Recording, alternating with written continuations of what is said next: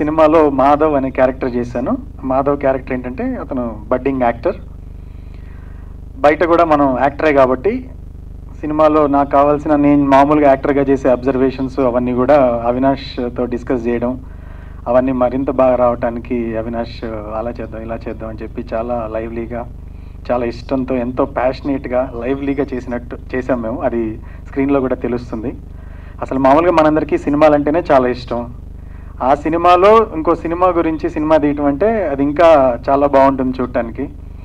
ఇది మీకు ఇది థియేటర్కి వచ్చిన వాళ్ళందరూ కూడా గ్రూప్ వాచింగ్కి చాలా బాగుంటుంది. మీ ఫ్రెండ్స్ గ్యాంగ్తో వస్తే ష్యూర్గా నవ్వులు, కేకలు, విజిల్స్ ఇవన్నీ కూడా ఎక్స్పెక్ట్ చేస్తున్నాం. నాకు మైండ్లో సబ్కాన్షియస్గా ఆ పిక్చరే ఉంది. మైండ్లో థియేటర్లో అందరూ గోల్ చేస్తున్న పిక్చరే ఉంది.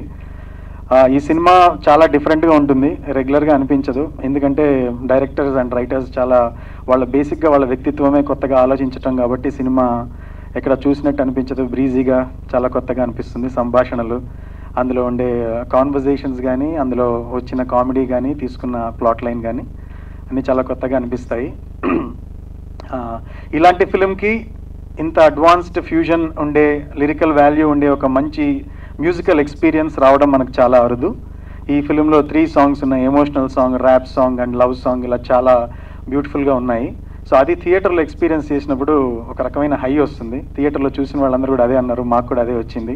కాబట్టి మీరందరూ థియేటర్స్కి వచ్చి ఈ ఫిలిం చూడాలి, అందరూ కలిసి నవ్వుకోవాలి, కలిసి ఎక్స్పీరియన్స్ చేయాలి. మనల్ని మనం ఐడెంటిఫై చేసుకున్నట్టు ఉంటుంది సినిమా. ఈ సినిమాలో ఏదో ఒక బ్యాట్స్మెన్ 150 కొట్టేసి మిగతా వాళ్ళందరూ 2, 3, 5 అలా కొట్టినట్టు కాకుండా ప్రతి ఒక్కళ్ళు ఒక 70-80 రన్స్ కొడితే ఎలా ఉంటుందో అలా ప్రతి క్యారెక్టర్కి ఒక విలువ, ప్రతి క్యారెక్టర్కి ఒక విలువ ఉంటుంది. ప్రతి క్యారెక్టర్తో ఒక్కొక్కళ్ళు ఇది నేనే కదా, ఇది తను నేనే కదా, అలాగే ఒక్కొక్కరికి కనెక్ట్ అవుతారు. సో వైడ్ రేంజ్ ఆఫ్ ఆడియన్స్లో వైడ్ రేంజ్ ఆఫ్ క్యారెక్టర్స్ కనెక్షన్కి ఛాన్స్ ఉంది. సో ఈ సినిమా చూడండి థియేటర్స్లో, గ్రూప్ వాచింగ్ చాలా బాగుంటుంది. అండ్ సినిమా అయిపోయిన తర్వాత ఒక విధమైన అరే మనకి ఒక టీం ఉంది కదా, మనం ఎందుకు చేయకూడదు అని ఎవరికి వాళ్ళు పర్సనల్గా వాళ్ళతో వాళ్ళు మాట్లాడుకుంటారు. బయటికి వెళ్ళిన తర్వాత ఆ టీమ్ స్పిరిట్ యొక్క ఇన్స్పిరేషన్ అనేది మనసులో ఫీల్ అవుతారు.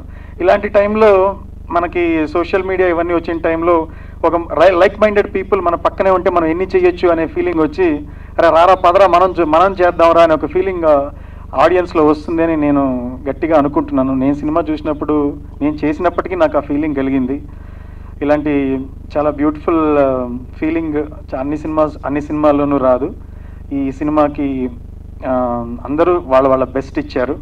అండ్ మీడియా వాళ్ళు కూడా ఈ ఫిలింని వాళ్ళ తరపు నుంచి ముందుకు తీసుకెళ్తే చాలా హ్యాపీగా ఉంటుంది.